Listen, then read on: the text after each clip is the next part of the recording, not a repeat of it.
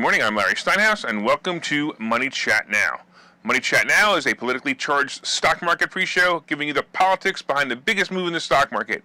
It is presented with comedic common sense by an expert in financial literacy, and hey, that's me, Larry Steinhouse. Today is Tuesday, March 1st, and I want to welcome you to the show.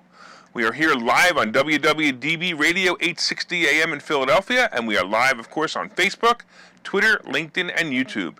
And if you want to try to find me, you can find me on Facebook, TikTok, and other social media by searching Larry Steinhouse.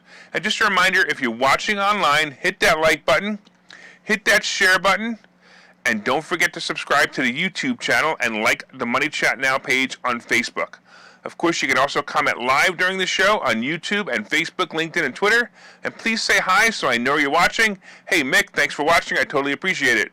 By the way, if you're commenting from a group and not the Money Chat Now page, or not Money Chat Now fan page, your name will not show up my dashboard. So please go to the Money Chat Now page and comment there so I can recognize you. Money Chat Now is brought to you by Investor Schooling, and you can attend a complimentary class this Thursday. Wow. I'm losing my mind here. This Thursday by going to investorschooling.com. There you will learn about real estate investing and stock options trading from those who do it every day. Hey, I want to say hello to Joe and Dan, of course. All right. So, today's show we're going to be discussing, of course, the futures update. We're going to be talking about masks and nuclear wars. We're going to be talking about big tech censoring again. We're going to be talking about cybersecurity and war, and of course, COVID vaccine effectiveness. This is going to be great. You're going to really going to enjoy this one. All right, before I get started, I want to say hello to Tommy and Jacqueline. Thank you so much for watching. All right, let's talk about the futures update. So yesterday, the day, it didn't end much different than the opening, although midday it appeared that the NASDAQ was going to make a comeback when it was up about 150 points and then went down. But then all of a sudden, it closed up 57 points, so it was kind of a weird day. The Dow finished only 162 points down, and the S&P was only down 10.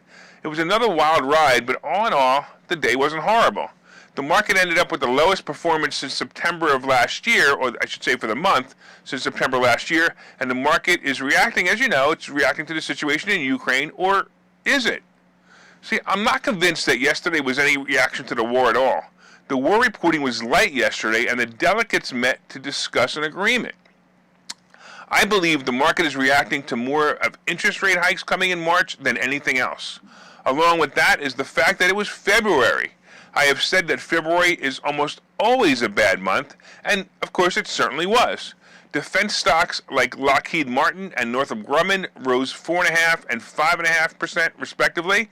Cybersecurity stocks also outperformed, with CrowdStrike jumping 5%, helping limit losses for the NASDAQ. So I'm going to talk about cybersecurity in a little while, but that was one I just didn't think about, and that makes total sense. And it's true. It makes total sense. You should definitely think about some cybersecurity stocks. Did you know, by the way, that the Kremlin website is still down? Don't you want to know who took it down, why, and how they took it down? I got to be honest, I want to know. I mentioned yesterday about the interest rates in Russia rising to 20%, which will affect the market over there, certainly. And I've also noticed an ETF, which invests in Russian companies with the symbol RSX, was down about 30% and just under $11 a share. And by the way, today it's down about $10 a share. I evaluated this ETF, and I found it to have a 13% dividend at this price. By the way, now it's a 14% dividend, which is pretty amazing too. I thought that when this all blows over, the ETF would prove to be a great investment. However, check it out. Even the calls, by the way, would have been a great covered call play, and someone I suggested the idea to tried to buy it and was blocked by TD Ameritrade. Now, that is really fascinating to me.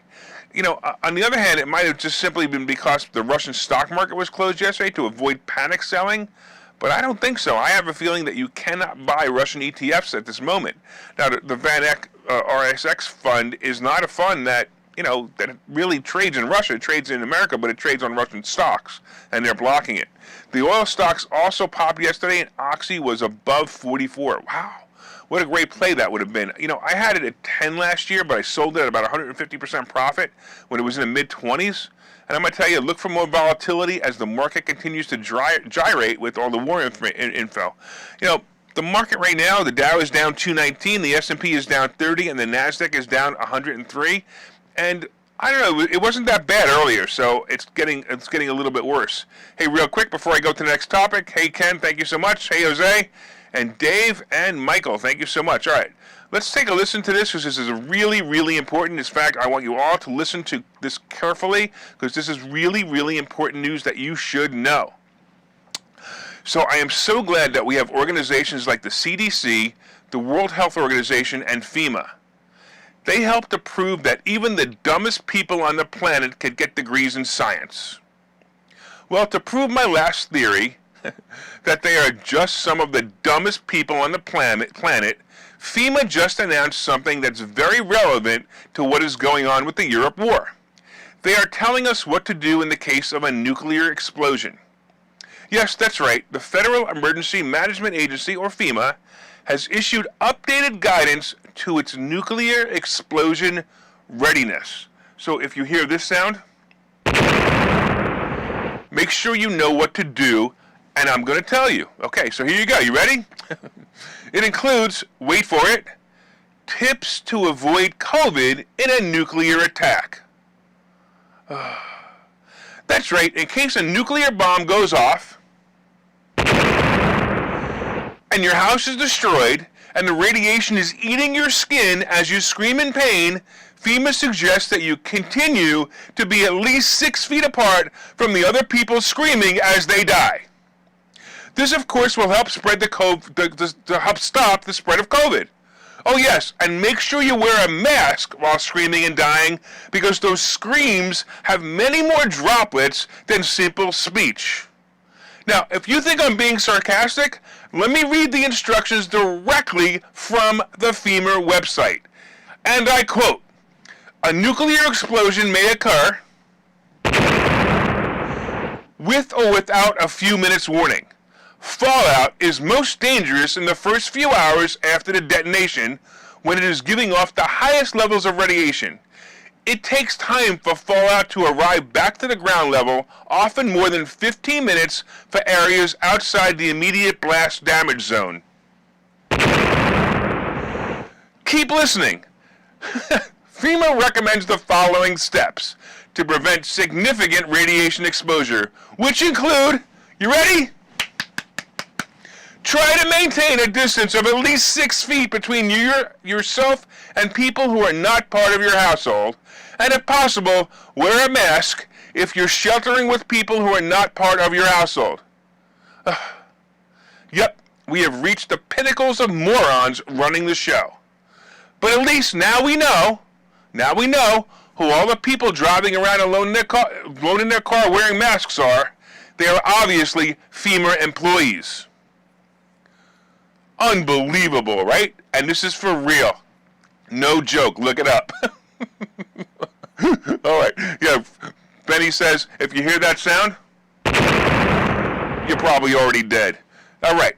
But obviously these people were dead a long time ago. All right. Let's talk about big tech censoring. Hey, have you been in Facebook jail yet? Hey, if you are, come visit me because, I'm often in Facebook jail. I have been, obviously, quite a few times. And I've also had my YouTube channel removed for what YouTube calls medical misinformation. Yes, which, by the way, was proved to be true by the CDC standards, that is. So everything that I put up there that was apparently medical information, the CDC said a year ago, was exactly what I said it was. Well, Facebook and Google continue to censor anything they want as long as they feel like it. Now, I briefly mentioned yesterday that Facebook and Google were censoring many things coming from Russia, and they claim they're attempting to stop the spread of, guess what?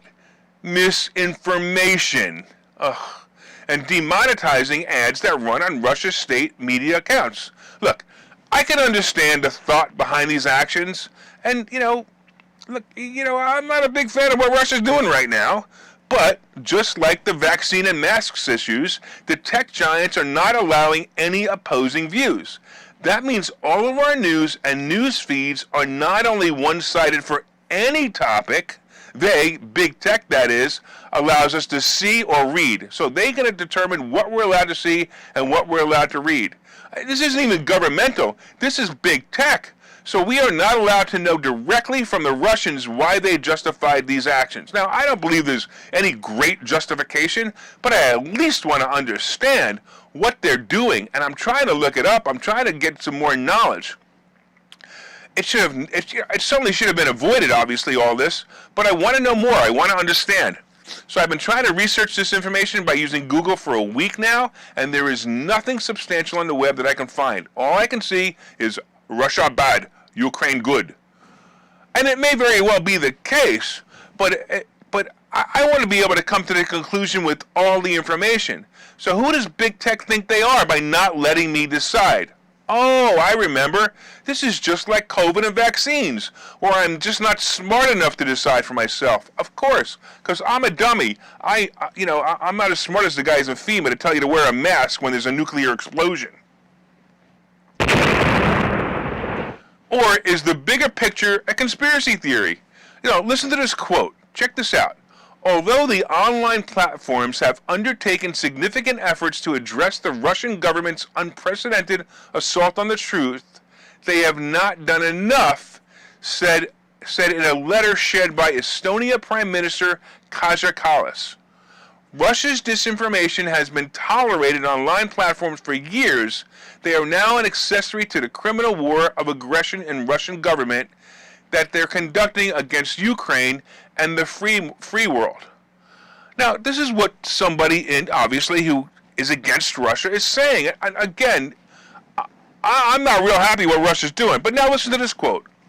All the war propaganda, all the screaming and lies and hatred comes invariable from people who are not fighting.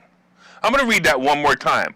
All the war propaganda, all the screaming and the lies and hatred comes invariably from people who are not fighting. Want to know who said that? Guess what? It came from a George Orwell novel, Homage to Catalonia.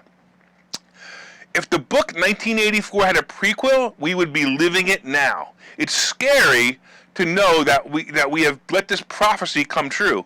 Go ahead, try to look it up. You'll find nothing on the Russian side explaining this war. It's all about how the Ukraine must be free and protected from Russia. And again, even if you agree, and so far I do, you can't find any opposing views whatsoever. That alone makes me think this entire war is not about what we're being told. And when you add Biden to the mix and the history of Hunter in Ukraine, I smell a rat. Well, anyway, good luck, Ukraine.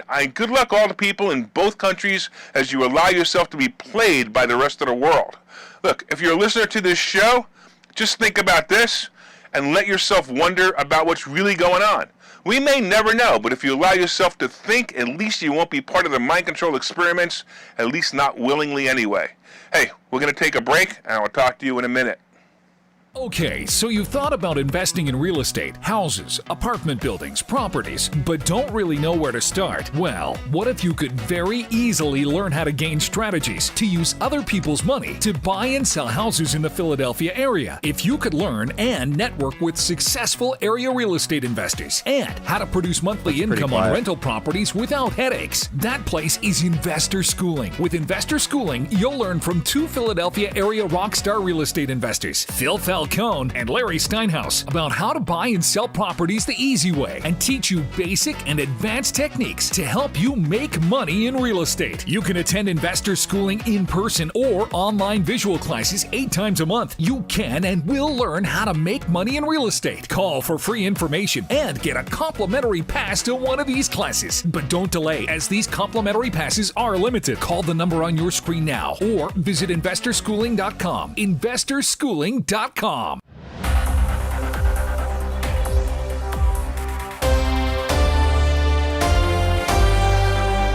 Welcome back to Money Chat Now. I'm your host, Larry Steinhouse. And of course, if you'd like more information on Investor Schooling, you can go to investorschooling.com or call 866-424-2829, 866-424-2829. Hey, thanks for listening on WWDB Radio 860 AM in Philadelphia. And if you're watching online, please hit that share button so you can help your friends learn how to make more money and learn a little bit more about, the Larry Steinhouse conspiracy theories. Hit that like button, let me know you enjoy the show, and please leave comments on Facebook, Twitter, LinkedIn, and YouTube, and I'll try to respond to them. Hey, I want to say hello to a couple of people out there who just came on. Hey, William and Wendy and Bill, thanks so much for watching. I always appreciate you guys. Right now, the Dow is down 203 points, the S&P is down 26, and of course, the NASDAQ is down 88. Hey, we talked about how important it is to wear a mask in case you hear this sound. We talked about the fact that Big Tech is censoring once again. Let's get into talking about cybersecurity and war and COVID vaccine effectiveness. Clearly, this is my my conspiracy theory day, I guess. And of course, I'm going to be talking about today's picks and plays. But don't forget to hit that like button, hit that share button, and don't forget to leave comments on Facebook, LinkedIn, Twitter. And if you're listening on WWDB Radio, be sure to set a preset to this station and listen every day at 7:30. And don't forget to look up Money Chat Now on Facebook when you get home. All right, let's get into the second half, and let's talk about cybersecurity and war. We mentioned this briefly a little while ago, but it seems that wars are going to be won with the help of internet and computer hackers. It appears that Ukraine is looking for a group of hundreds of cybersecurity hackers to help them hurt the cybersecurity systems in Russia.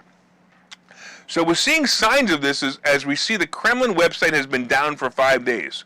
By the way, how do I know the Kremlin site is down? Basically, because I actually went there to find any information or even propaganda to research, as I discussed in the past segment of the show. You know, look, Ukraine, and I'm sure other countries, have an army of cyber attackers that are literally trying and succeeding in breaking into secure systems that control simple things like electricity, difficult things like banking information, government security documents, and anything else run by computers or stored on computers.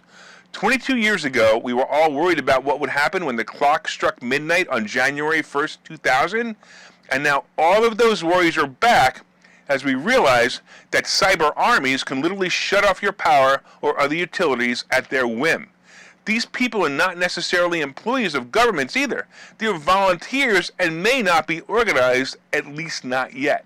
So here's what Yegor Oshov, co-founder of a cybersecurity company in Kyiv, had to say this weekend.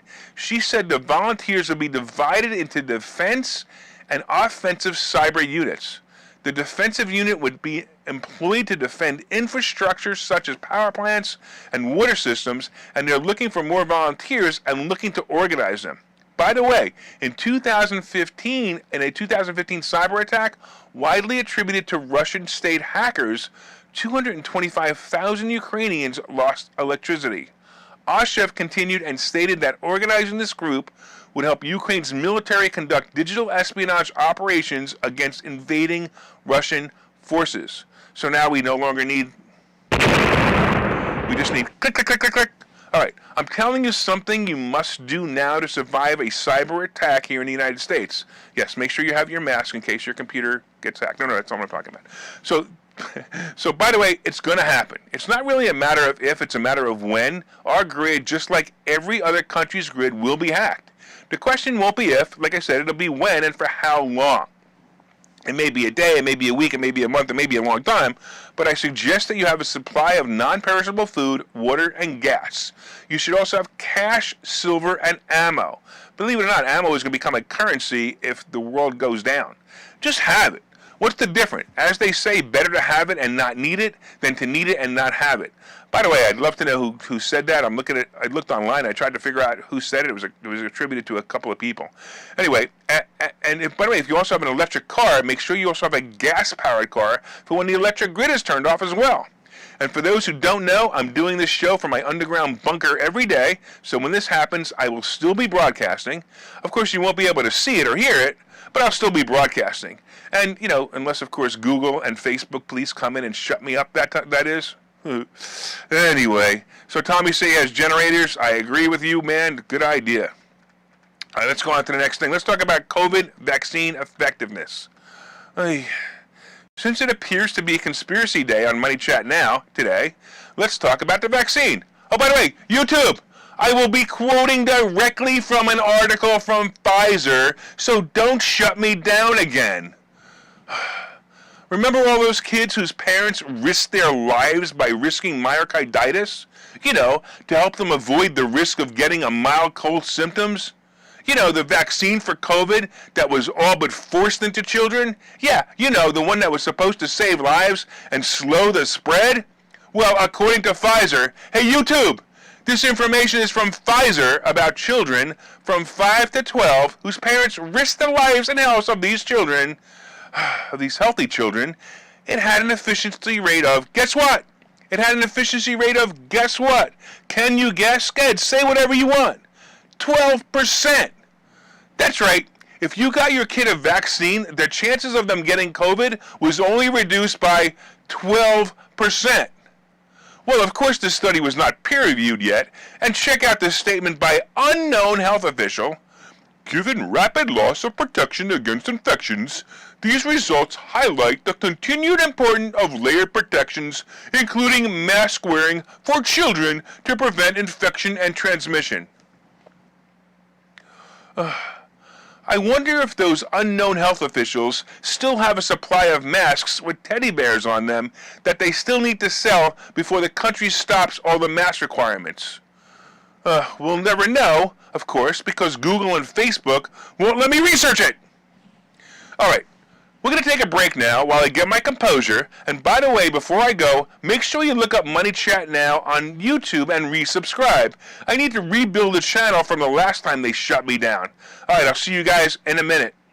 Okay, so you've thought about investing in real estate, houses, apartment buildings, properties, but don't really know where to start? Well, what if you could very easily learn how to gain strategies to use other people's money to buy and sell houses in the Philadelphia area? If you could learn and network with successful area real estate investors and how to produce monthly income on rental properties without headaches, that place is Investor Schooling. With Investor Schooling, you'll learn from two Philadelphia area rockstar real estate investors, Phil Falcone and Larry Steinhouse, about how to buy and sell properties the easy way and teach you basic and advanced techniques to help you make money in real estate. You can attend Investor Schooling in person or online visual classes 8 times a month. You can and will learn how to make money in real estate. Call for free information and get a complimentary pass to one of these classes. But don't delay, as these complimentary passes are limited. Call the number on your screen now or visit investorschooling.com. investorschooling.com.